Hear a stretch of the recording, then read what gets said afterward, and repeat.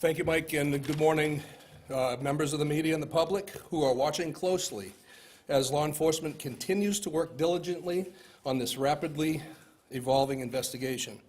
The safety of our community remains paramount. I want to assure all that a tremendous amount of law enforcement manpower, time, and effort is being utilized around the clock, literally around the clock, in every effort to apprehend the suspect as well as to safeguard this community. As the chief of the Lewiston, Maine Police Department, I am extremely thankful for the community's outpouring of support being offered during this tense and trying time. I extend my deepest appreciation for all of our law enforcement partners who have responded from literally around this nation. Again, I will ask the community to be as patient as possible with this process, realizing that there are many moving parts and coordination of efforts involved between multiple agencies. We will attempt to provide as much information possible as this investigation proceeds forward. I would also like to acknowledge and thank the many businesses, restaurant owners, individuals who have provided meals and other essential items to support an investigation of this magnitude. Following this press conference, details will be shared regarding counseling locations, where somebody can make a donation if necessary or asked, and the hosting of several different vigils. On behalf of the hundreds of law enforcement officers who have descended upon our great city over the last 3 days, we want to extend our heartfelt support as well as our sympathies to the victims and families involved in this senseless tragedy. Thank you, and I'll turn it back over to Mike. Thank you, Chief. I appreciate that. So I guess for starters, I want to make sure that we always take a moment to acknowledge the victims, their families, and how this is negatively impacting the state of Maine, the city of Lewiston, and really our entire country. We know when these things occur around our country, we are all so incredibly focused on what happened, and then we try to get to the why. And there are certainly times when we can't quite figure out the why, because every one of these situations is so tragic, so outside of the norm, that it makes it difficult for community members of all types in all locations, East Coast, West Coast, it doesn't matter, to fathom how these kind of things can occur in the greatest country in the world. So we're going to continue to work towards that. And as a piece of this, I wanted to come in and really speak to the partnership that we are committed to have with you. And as we start to really flow into an operational period, we have more of a pattern to see what we're doing day in and day out. I'm going to commit to you to have a morning briefing every day at 10 o'clock right here in this location. As you can imagine, some of those briefings may be longer than others, but I want you to know that you're going to see us in the morning. And we're going to go over what happened overnight, and we're going to kind of talk about what the plan of the day is. And I'll speak to that plan of the day here in just a second. I would also say that we will certainly be considering afternoon briefings as well. If something new came up or something that we believe would be helpful for you to know and the communities to know, then we'll get back to you. Either way, you will receive a communication from our PIO, Shannon Moss, either saying we're going to have a briefing or we're not, so that you kind of have some idea what your day and your afternoon is going to look like as well. So I would also say that these daily briefings, as you can imagine, will be more operational in nature, that our families, our communities, our loved ones are always going to be in the forefront of our mind and certainly in our hearts. But we do want to talk to you about this is what we're going to do, this is what we did, because I know that's incredibly important to you. And then you're going to share that appropriately with your viewers, with your readers, and that's going to help everybody start that healing process as well. I know that information is power. You also know that there's going to be times that I won't be able to give you all the information that you need, or certainly that you want. And that won't be done because we're just not going to tell them. That's going to be done because from an operational standpoint or a tactical standpoint, there are safety concerns that I have for our first responders and that we all have for our community members. So please keep that in mind. I will go back to like a Q&A kind of a period We want to allow that opportunity, and we're going to try to do the best we can. But if in my mind the math starts leading to, well, I'm going to get asked 10 questions and I can't answer 9 of them, then maybe that's counterproductive to a certain extent. So we're going to try to front load as much information as we can, again, with these particular sessions. So that is kind of the plan moving forward. And to speak to today's briefing in particular, I would tell you that the overnight hours, and we are on 24/7, and we will be, until the suspect in this case, again, is brought to justice. So overnight, our officers, our investigators, and that's and I say our, I'm talking about local, county, state, federal, all of our partners, been continuing to work 530 plus tips and leads that have come in from the general public, from a number of communities, a number of different relationships. And as you can imagine, those vary greatly, depending on that individual's knowledge of what happened and what they want us to do about that. So we're continuing to check those things off the list as we go. We're also continuing to do searches at the 2 primary venues here, the one being Schmenge's Bar and Grill, and the second being the Spare Time Bowling Alley. I will tell you that it's going to be easy to think, well, how come, what's taking them so long to work these scenes, right? And because everything we watch gets solved in an hour, and it's all taken care of. But in order for us to do our jobs, to be professional about what we do, be respectful of the victims and the families that we're working with, in the process within which we work, we have to take our time. We're going to be processing every square inch of these facilities. Not only do you have the victims in question, but every one of those rounds that got fired need to be investigated. Every one of those cartridges that lays on the ground needs to be collected. The vehicles that are in those parking lots, everything that we do around this, we need to be careful, we need to be professional, and that's what we're committed to do. So I would expect that we're still days away from completing those particular investigations, those particular crime scenes. So you'll continue to see us at those locations without question. And because of that, there are also affidavits, and affidavits are essentially the first step in a search warrant or an arrest warrant or whatever that looks like. So we're continuing to draft affidavits, ultimately for search warrants around any kind of digital media that we're hoping to attain or investigate. That could be phones, that could be computers, that could be video from any location. So our officers, our investigators continue to work on that material. And so that's a lot of that stuff overnight, as well as using that 3 o'clock, that 4 o'clock in the morning, using that time frame to kind of plan out what the next day is going to look like. So we've trying to get some people rotated through for operational periods. We're going to get them some rest. Now let's plan what the next day is going to look like. We have a morning briefing, which kind of kicks off and says, this is what's going to happen. We need a team to go do this. We need a team to go do that. This is who our team leads are. This is the process. And then we let those folks loose to go do the good work. And we're going to try to share some of that information with you. So as we discuss that, we have some maps and some other additional information up here with us right now. I will talk about a couple of these locations here to the best of my ability. Obviously, there's a lot of us here, and this isn't ideal as far as these maps go.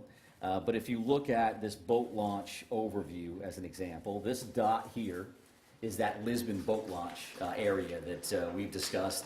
That's where the suspect's vehicle was located ultimately, that white Subaru station wagon. And I will also say that we'll have these 3 primary maps, but this QR code here, and whether you can get it from your seats or come up after the fact, will give the digital version of those, so you have those readily available. You certainly understand how all of that works. So we talk about that boat launch area, and that particular location is 501 Lisbon Street. Pejebscott Landing. Pejebscott Landing is at this location. I believe we have some of our friends from the media that are out in that area now. And what will happen in this general location today is that we will be putting divers in the water along that Androscoggin River, which you see here. And that's going to look like a couple of different things. So the very first thing that you're going to see out there is you're going to see some air resources that will fly over this particular area. And they're looking to see what can we clear from the air. Do I have to put divers in that particular area, or can I tell from the top, based on the current and how muddy the water is and all those other things, can I see to the very bottom here? So that's going to start this entire process. Then there's going to be some screening and some divers that are actually in the water that may start on this side by the boat launch and will continue on this side. I would envision at some point that we'll be moving over to these particular locations here for ground searches as well. So that's gonna look like a bunch of different things. So they could be dragging a diver behind them, literally, while that diver is checking for evidence, checking for potential bodies. And I would also say that while this is gonna look like a major focus today with a lot of people, we have a lot of other irons in the fire. So I'm not here saying that the suspect, we know the suspect is in the water and this is what we're doing. What I'm telling you is you're gonna see a lot of activity here, and I'm gonna tell you that in advance. We've got nothing to hide in that regard at all. So then you're gonna have some sonar as well that's gonna be utilized here.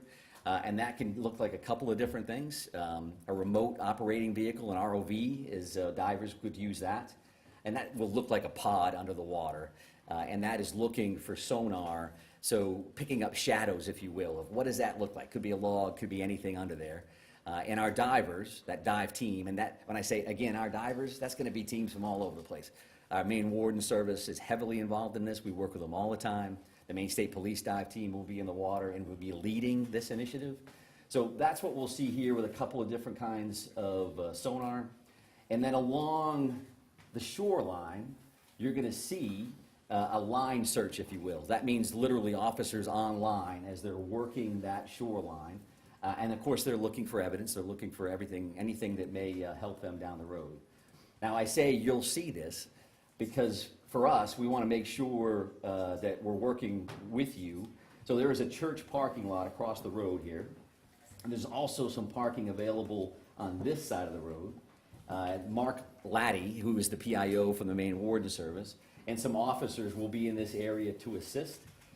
So if you decide that you want to go to that location to pick up video and see what they're up to, then I think there's some parking opportunities here. This 196 can be busy. This area here happens to be pretty low speed. At least that's what the speed limit is.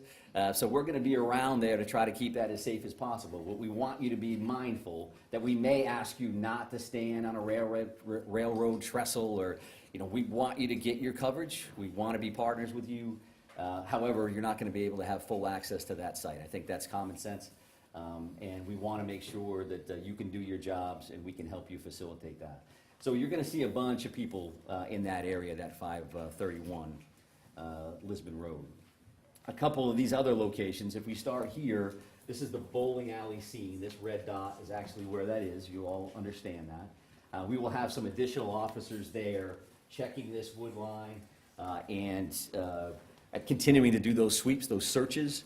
There was a lot of shots fired in these locations. We want to make sure we have all the evidence humanly possible. And then this is far from ideal, considering it's directly behind the podium. But this is, can we do that? We're jammed in here with the wall. Yeah, we may lean towards that QR code. If you can't see that, I apologize. We'll have to take a look at this particular option in the future if this works for us. But the bar and grill here, there is a red dot, and you can see some wood line around that. Each one of these locations is going to have lots of police officers there, as you imagine. A piece of all of these things will have a QRF, or a quick reaction force. So we're going to maintain security here because clearly, as you realize, the suspect in this case is not in custody. That continues to be our focus. And I think if you look at these two things, we have an investigative bucket with a great deal of resources that are investigating the crime, what occurred. And there's clearly an apprehension team here with a lot of folks that are involved in that. And of course, they're going to intermingle. That's a given. But I think in this scenario, I want you to keep those two things in mind. Because even though we're going to be active with this search and the investigative side, always in our mind, we're going to be looking for the suspect and making sure that the people that are involved in these various searches, to include yourselves, are safe. So that is clearly another focus that we have in mind. I would also like to talk about, if we talk about procedures, you talk about practices. There was a lot of activity last night from members of the media in Bowdoin. And what I would tell you is that I'm showing you these 3 locations. There's a bunch of others that we're going to be working on. And that's not, so we don't have 50 maps up here. We're just going to be working on other locations. And that's not meant to be secretive. That's just to tell you that we're going to be all over the place. That's not saying that we know that the individual is in this house, or we know the individual is in that house, or they're in that swath of land, this acreage. That's not what we're doing. But we do look at all these situations as if the individual could be in there. And if that's the case, you'll see tactical teams at some point. A lot of folks are just dressed in a more casual manner, or a BDU, a battle dress uniform, just because they're going to be out in the woods and they're going to be out crawling around. So that doesn't mean, just because we're making announcements on over a PA system, that the individual is in there and we have an armed standoff and there are police swarming. There's just a lot of resources that it takes to work these scenes, right? I mean, I think that part of it, again, is common sense. And we want to be as forthright as we can around that as well. We won't be able to say every time we're hitting a location, hey, we're going to be at this spot, and because it's just not practical, and it's not safe for a lot of folks. So if you hear announcements in PA systems, as an example, a piece of that is us just giving notification that, yes, in fact, we are the police. We are going to be knocking on this door. We would like you to come out if you're in there. Some of that is case law oriented. Some of that is best practice. And some of that's just standard operating procedures from our end. So keep that in mind. If you have a question, you can certainly reach out to Shannon Moss. Many of you have. And if we can answer it, we will. It may not be immediate, but we're going to do the best we can to do that. And I think we'll be better at that, again, as we kind of get into this flow. Now we know what we're working with. It's starting to settle in as much as a tragedy like this can. And again, we want to be good partners with you across the board. So let me just take a look to make sure I've covered everything that I wanted to cover. I would also say that this is a big deal here, this particular link, and Shannon will be sending that out through her media list. So this is a digital tip line. And what a digital tip line would mean is anybody, yourselves included for whatever reason, if you've got a photo, if you've got a video of what happened, or something that you think is evidentiary in nature, you think that it would be valuable for us to have, you can upload that information through that link. And that link stems from best practice in other communities where tragedies like this have occurred, that a lot of people have a lot of information. Where does it go? Maybe this is the key. I don't think they know that. Or they probably do know that. 75 other people sent it to them. Send it to us anyway. And we want to see that information. So that's pictures, that's video, that's any of that kind of material to that particular link. And again, the QR code is something that we already talked about from a mapping perspective.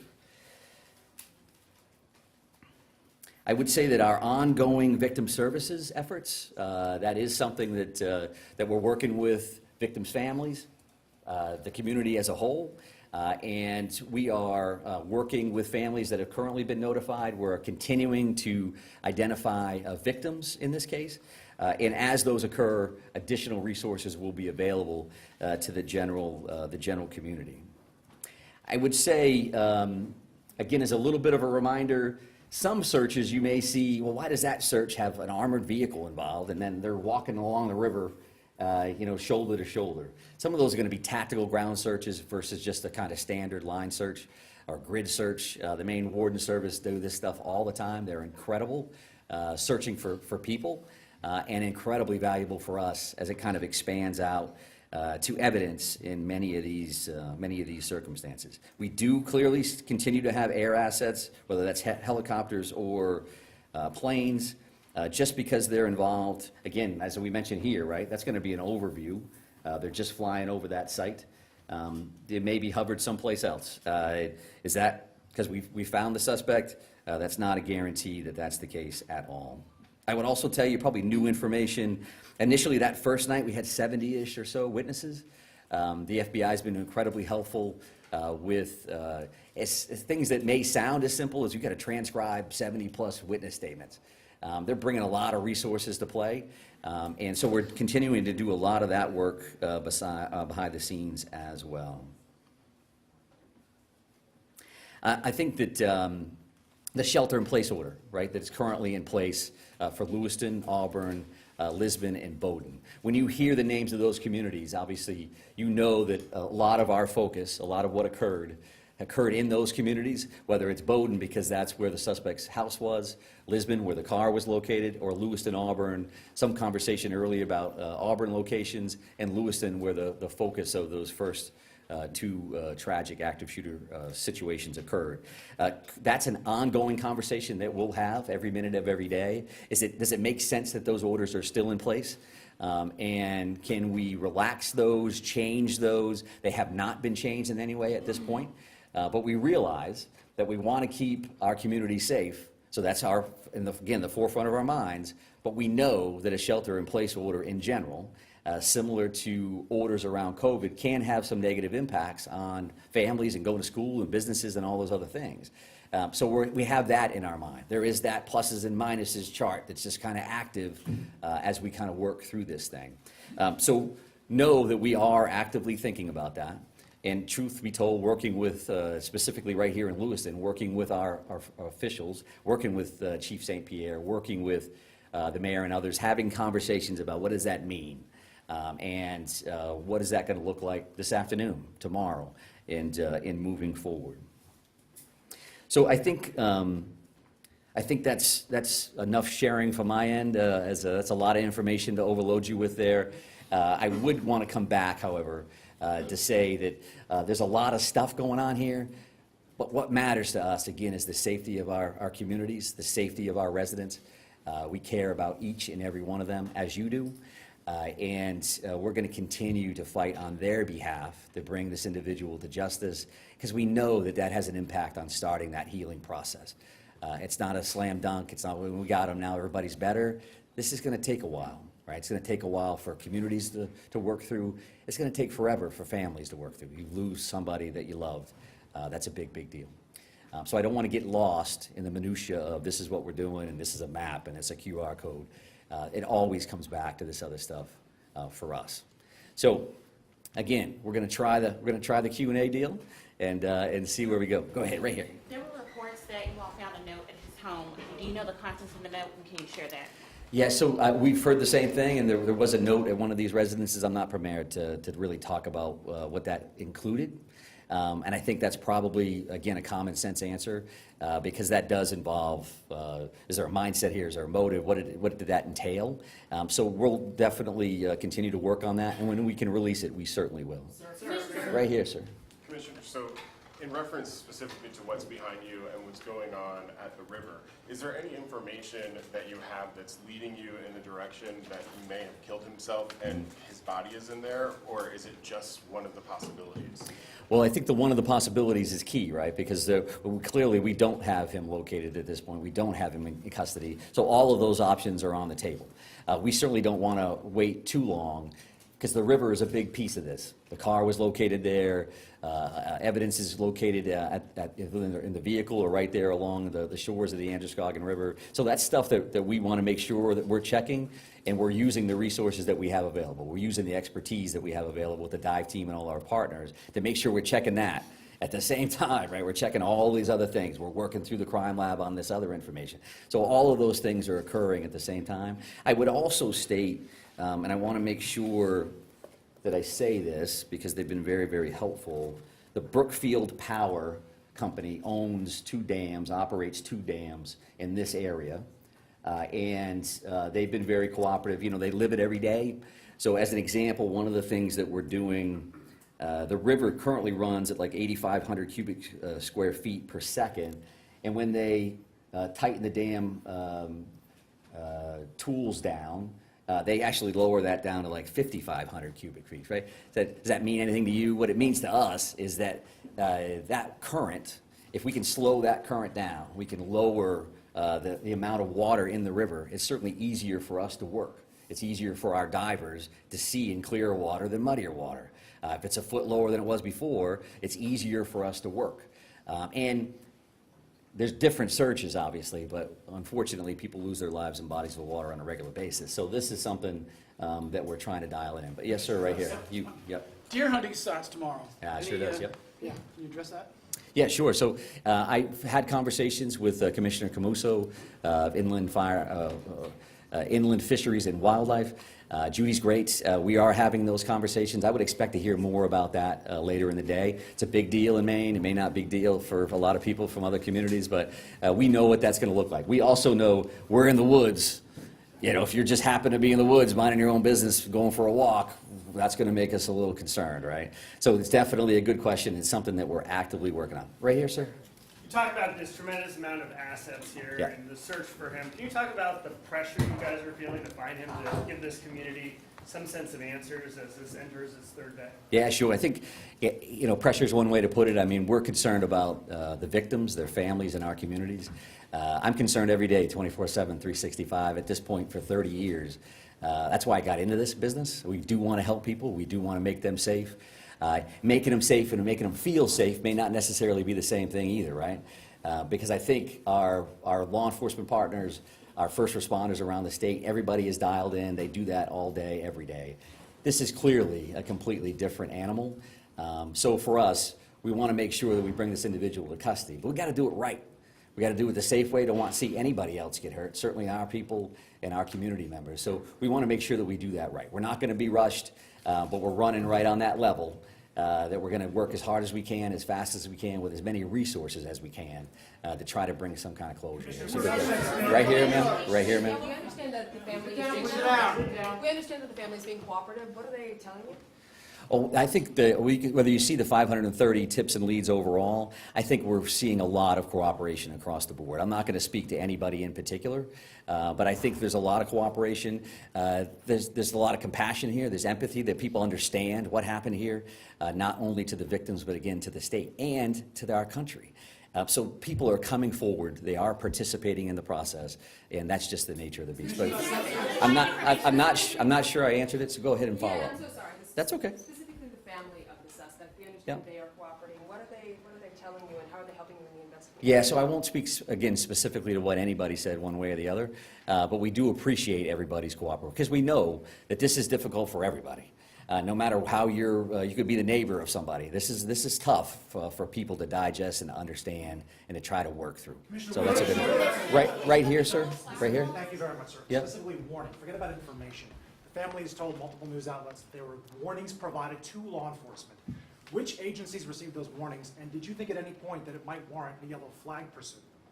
Well, I'm heavily involved in the yellow flag conversation overall, but the reality for today is I'm not going to talk specifically about who knew what and when. We're still actively involved in a very dynamic situation here, and we're focused on an individual that currently has 8 warrants out for murder. We're trying to figure that part out, trying to bring him into justice, as well as investigate this crime. There will be a time Can you when confirm the warning, though? Can you confirm warnings were issued to I all cannot confirm that one. So, Yesterday, sir, right here, you- Yesterday, the Senator Collins said that the yellow flag law should have been enforced in this situation. So as you stand here today, what is your response to that? And also, as you stand here today, was law enforcement notified of the threats that he was making, of his condition? Were they aware of it, and what steps were taken to investigate that? Yeah, I appreciate the question, and Senator Collins is great. We have a great federal delegation that works incredibly hard on behalf of the state of Maine. I don't know exactly what the good senator said. I respect her a great deal. So I won't answer to any comments that she made. If that's her perspective, based on what she knows through the general public or otherwise, then that's fine. She certainly has the right to do that. But based on what I've seen, we're going to continue to work through that. We asked good questions. It may even have been you, sir, around the firearm itself. And there's going to be an opportunity. The ATF is here. The ATF is working with us. They have been there since the first second. There's going to be an opportunity to answer all those questions and figure out, so was that a violation or not? It's also an opportunity from an educational standpoint to talk about what that really means, what that really looks like, and what the options, in fact, are. The thing is that folks want to know. I'm gonna go over here though, sir, so I appreciate the follow-up and the initial question. You You, talked about timeline yesterday, 911 calls. Do you have the time, precise times that police arrived on the scenes? arrive, no. So it was 6:56 for the initial call, and then 7:08 for the second call, multiple calls for each location. And so that's what I had. I don't know exactly when they arrived, other than to say these calls in any scenario are a priority, to say the least. So everybody's going, and they're going as fast as humanly possible. So that's the. I'm not done answering the first question. So was that enough, sir? Does that make sense on that? I will take a look at the arrival time so that we have that information, and we may be able to provide that at a different. And I would say this, okay? The way this is going to work, just so we're all clear, the way this is going to work is if we have a Q&A and you ask me questions and I attempt to answer them, as soon as we start yelling over each other, I'm done, just so we're clear. And we don't want to do that. We're trying to be as cooperative as we can across the board, but we'll be back another time, and we're just trying to figure that out. Yes, sir, right here. Thank you. We're coming up on 48 hours. Are you concerned the trail is growing cold? I think that every minute that this goes on, we're more and more concerned, because what's the next thing that's going to happen? And we understand that, and that's why we're working 24/7 to bring this individual to justice and to try to bring some closure and overall safety to our communities. So yes, we feel that just as much as the community member does or anybody else. This is a privilege. This is an honor we have to do something about these tragedies when they occur. In many instances, I've been in those scenarios. This happens out of state. You're sitting on your couch wishing you could do something to help. Well, we're in a position to do something to help, and we will. There's no question in my mind that we will bring this individual into custody one way or the other. I'm going to take one more question from you, sir, and then we're going to be done. Confirm that you've identified 16 out of the 18 bodies, and if so, can you confirm the demographics, please? Yeah, and I think that that may be a question, the specifics may be a question for a future briefing. We have identified and notified the families of 8 of the 18 fatalities that were involved in this incident. We mentioned those 8 murder warrants, and the reason why we have 18 victims, we only have 8 of those warrants. That's because 8 of those people have been identified, and 8 of those people, the families have been notified, which is certainly key for us to make sure we get that right. But further demographics around that, the colonel gave gender yesterday, and we'll take a look at ages and some other information. I'd like to be able to, I'd like to be able to honor the group of victims by talking about them in a specific session that I would view coming shortly. 8 of the 18 have been identified and notified, not 16, and I don't know where that came from. So thank you very much. I do appreciate it. We will see you again along the way. Thank you. Robert Card in Maine.